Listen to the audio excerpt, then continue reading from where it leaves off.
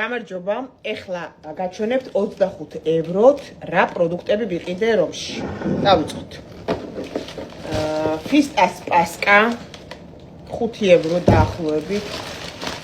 ეს პური გამომცხვარი ცხელი, 3 ცალი, ეს წყალი, ეს ენერგეტიკული, ეს დაჭრილი რაღაცა მაიმუნობა.